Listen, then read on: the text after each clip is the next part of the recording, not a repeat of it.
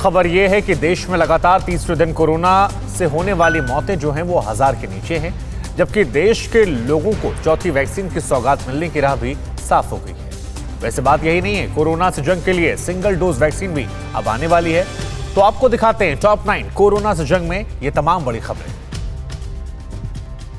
देश में लगातार तीसरे दिन कोरोना से होने वाली मौत 1000 के नीचे रही है। पिछले 24 घंटे में 816 लोगों की जान महामारी से चली गई। वहीं 24 घंटे में कोरोना के कुल 45,641 नए केस सामने आए हैं, जबकि 60,258 लोग इस दौरान रिकवर हो गए हैं। इस वक्त देश में 5,31,000 पॉजिटिव केस हैं।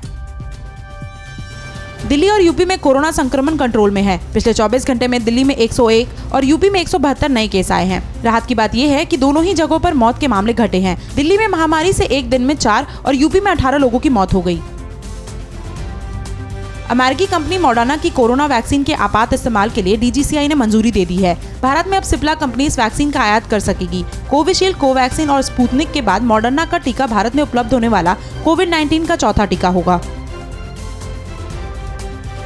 कोविशील्ड, कोवैक्सीन, स्पुतनिक और मॉडर्ना ये चारों वैक्सीन पूरी तरह से सुरक्षित है और स्तनपान करा रही महिलाएं भी ले सकती है। नीति आयोग के सदस्य डॉक्टर VK पॉल ने कहा कि वैक्सीन की वजह से नपुंसकता जैसी अफवाहें एकदम गलत है और इन पर बिल्कुल भरोसा न करें। डॉक्टर पॉल ने कहा कि सारे पैरामीटर पर जांच के बाद ही वैक्सीन को लाइसेंस मिलता है।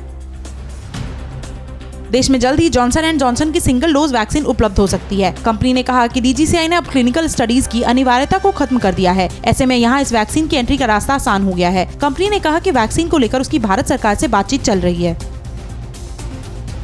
मुंबई में हुए फेक वैक्सीनेशन को लेकर महाराष्ट्र के स्वास्थ्य मंत्री राजेश टोपे ने कहा कि कुल 2040 लोगों को फेक वैक्सीन देने की बात सामने आई है। इन लोगों को वैक्सीन की जगह सलाइन दे दी गई। शुरुआती जानकारी के मुताबिक कोविशील्ड का जो बैच गुजरात गया था, उसकी खाली शीशियों में सलाइन भरकर दी गई। पंजाब में फिर से वैक्सीन की कमी हो गई है। पंजाब के मुख्यमंत्री ने केंद्र से अपील की कि राज्य को ज्यादा वैक्सीन दी जाए, जिससे कि 2 महीने में पूरी आबादी को वैक्सीन लगाने का लक्ष्य पूरा किया जा सके।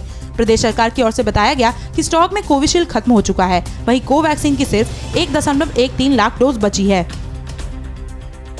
दिल्ली में अब तक 75.5 लाख लोगों को वैक्सीन लग चुकी है। इनमें से 17 लाख से ज्यादा लोगों को दोनों डोज लग चुकी है। हालांकि दिल्ली सरकार की ओर से कहा गया कि उसके पास अब जो स्टॉक है वो 2 दिन ही चलेगा। ऐसे में केंद्र सरकार स्टॉक खत्म होने से पहले और वैक्सीन उपलब्ध कराए।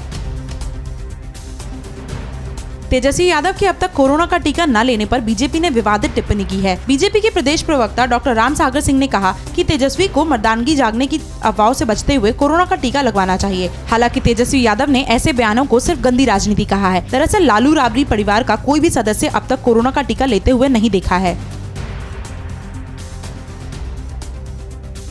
अड़ी सोमवार से शुक्रवार शाम 6 बजे सिर्फ TV9 भारतवर्ष पर।